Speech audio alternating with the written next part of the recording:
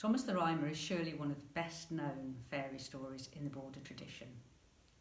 It's been told and retold for at least 800 years. Thomas Learmont of Ercildoune, which we now call Eildon, lived in the 13th century. He was born probably about 1210 and died about 1299, which is around about the same time that William Wallace was fighting King Edward, Hammer of the Scots. He was famed in his own lifetime for his powers as a seer, a prophet, and a minstrel. But the origins of his skill as a seer remain embedded in the local landscape, in tradition, and in Sir Walter Scott's minstrelsy of the Scottish border. Today we're in Sir Walter Scott's beautiful drawing room, his wife's room really, where they spent so many happy times entertaining friends and listening to their daughter Sophia playing the harp. This is the story of Thomas the Rhymer.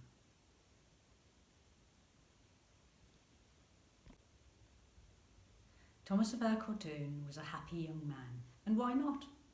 He had a good lands and he had a good fine tower house, a bonny wife and bonny bairns, and he was well admired for his skill at playing the harp and singing.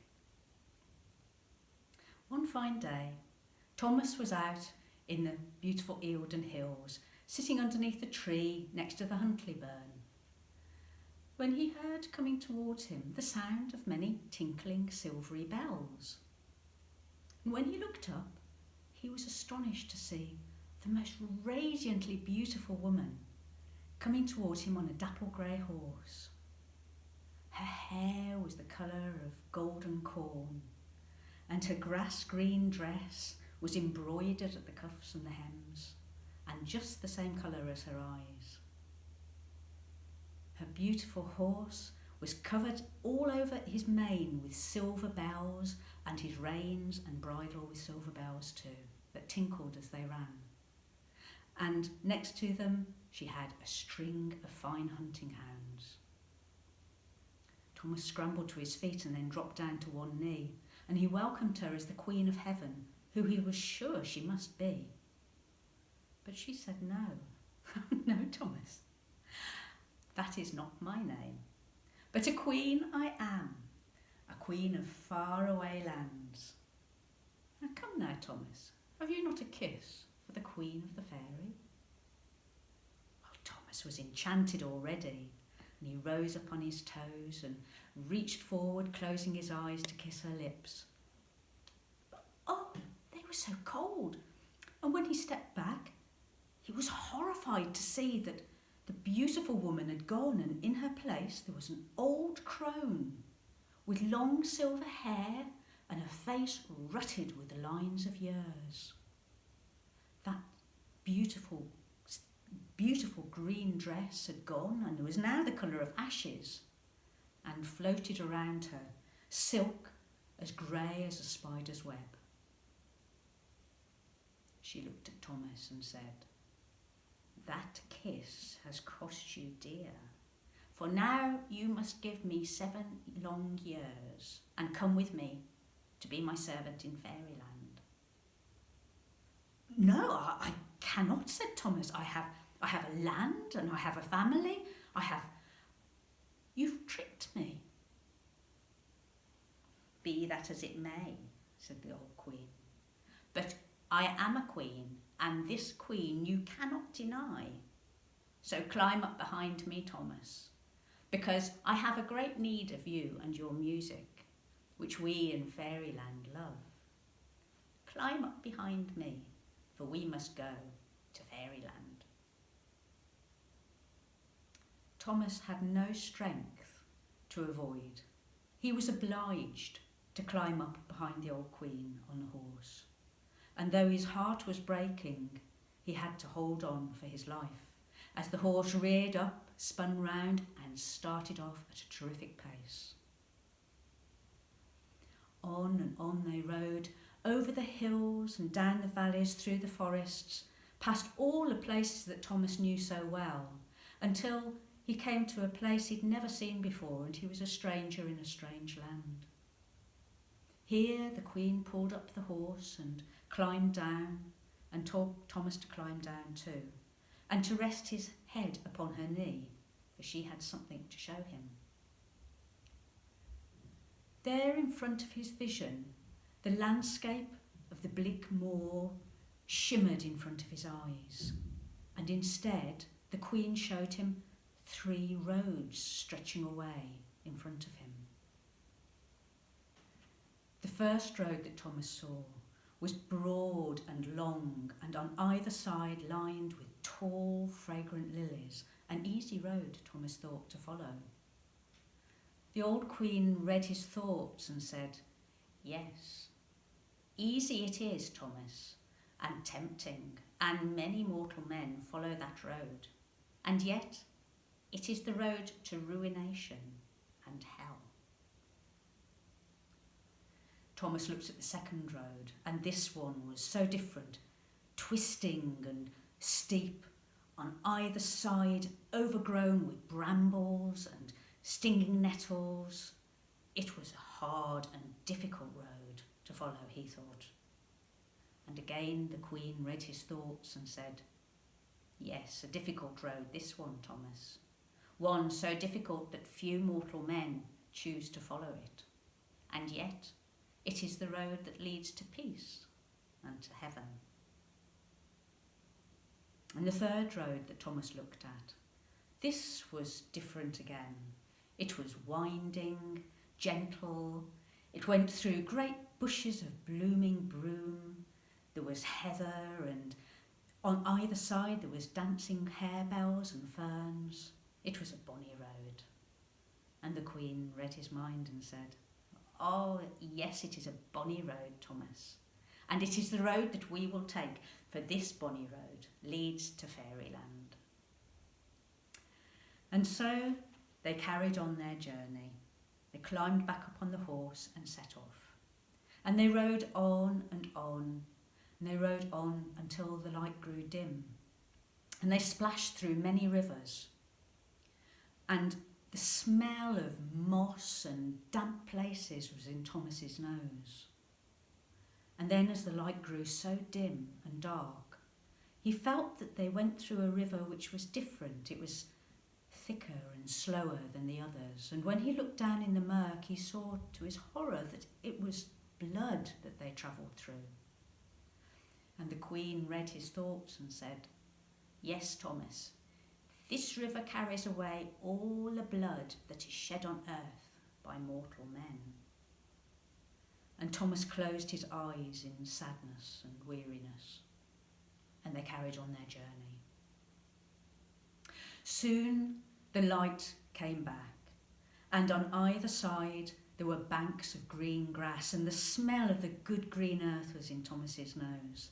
And here and there were flowers and beautiful little wild strawberries, and Thomas realised how hungry he was. And soon they came to a clearing which was an orchard, and the Queen stopped beneath a magnificent apple tree which was covered all over with ripe red apples. She plucked one for Thomas and gave it to him, and he bit into it hungrily. And as he ate, the Queen said, "And this is my gift to you, Thomas, for this is the apple of truth, and you will have a tongue that cannot lie." Well, Thomas thanked her for her gift, but as he finished the juicy apple, he thought, "How will I be able to barter in the market, or to tell a girl that is very plain that she is bonny without telling a white lie?" When he had finished the apple, the Queen looked him sternly in the eyes and gave him a warning. "From now on, Thomas, you must not eat, nor speak, nor drink. For if you do, you will remain for all your time in fairyland as my servant, and you will never see your own land and family ever again. Be warned." Thomas heard well, and he closed his mouth tight. And they carried on their journey. On they went for a short while, until they got to the crest of a hill, and over the crest they could see in the distance a most magnificent palace. And the Queen sighed happily, and she took a horn from her saddlebag and blew a terrific note which made the horse rear up, and Thomas rolled off onto the ground. When he looked up, he was delighted to see that there again was the beautiful, radiant woman that he'd kissed some time ago. And there again she was in her beautiful green dress, and when he looked down he saw that he was in green livery as well. And the sound of the horn had brought a horde of joyful, shouting people coming from the palace, all the fairy folk coming towards them to meet them, to greet the Queen and to take them both back to the palace. And when they got there, what a celebration they had. It was a huge feast. Everywhere there were fairy folk running around, carrying huge platters full of meat and bread, and baskets towering with fruits, and jugs of ale and jugs of milk. And around all the tables they ran and skipped and played, fairy children, laughing and having fun. And Thomas was enchanted by the whole scene of mirth and merriment. But he remembered his warning, so that when the fairy children came up to him to tease him and say things like, "What's your name?" and "Where do you come from?" and "Do you want something to eat?" he smiled and nodded, but he said nothing at all. Well, the feast went on and on for a long, long time, but when it was over, the Queen called Thomas to her, and she told him that it was time for him to play. And then she gave him the most beautiful harp he had ever seen. It was made of gold with silver strings and fabulous jewels and pearls encrusting it. And when he put his fingers to the strings, the music that he played was the best he'd ever done. He played merry dance tunes and the low, lilting, sorrowful songs of the borderland.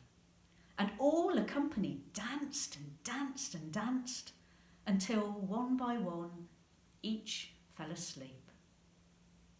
And when all were asleep, the Queen put her hand on Thomas's shoulder and thanked him and said, "Now, Thomas, it is time for you to go home." Well, Thomas was astonished and he nearly said so, but he remembered. And the Queen said, "Thomas, you do well to remember your silence, and you have played so well, and I am so thankful. But come, it is time to go."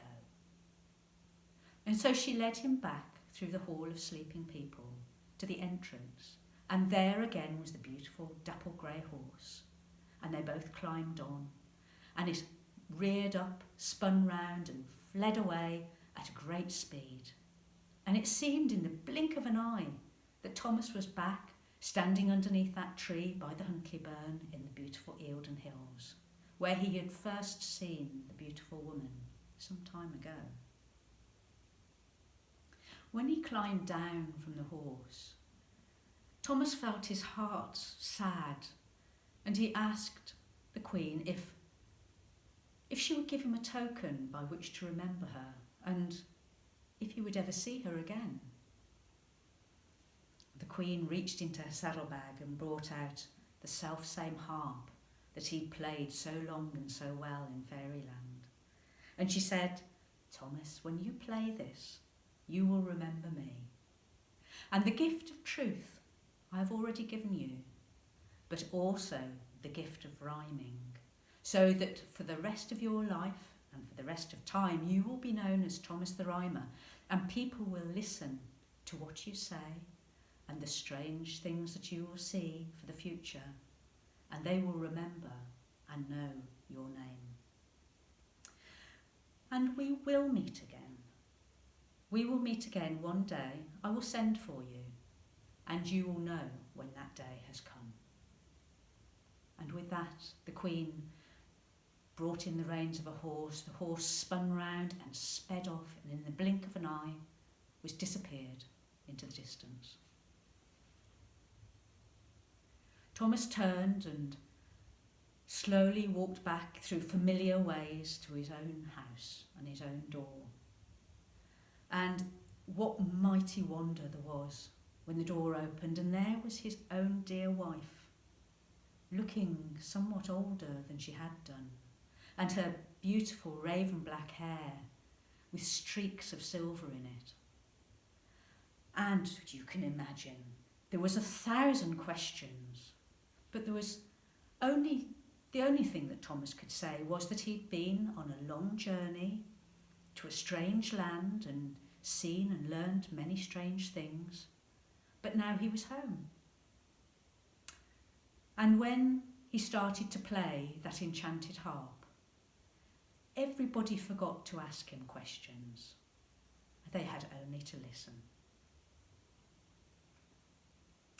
Well, eventually everybody got used to Thomas being back at home again.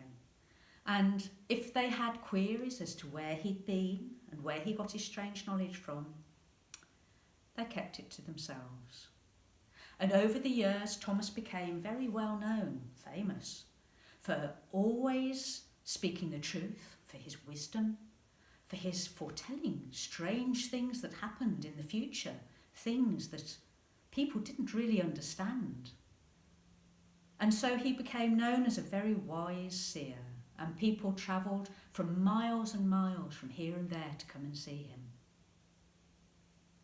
He foretold that the king would die in a strange accident, and indeed this happened when Alexander III of Scotland fell with his horse from the cliffs of Kinghorn in 1286.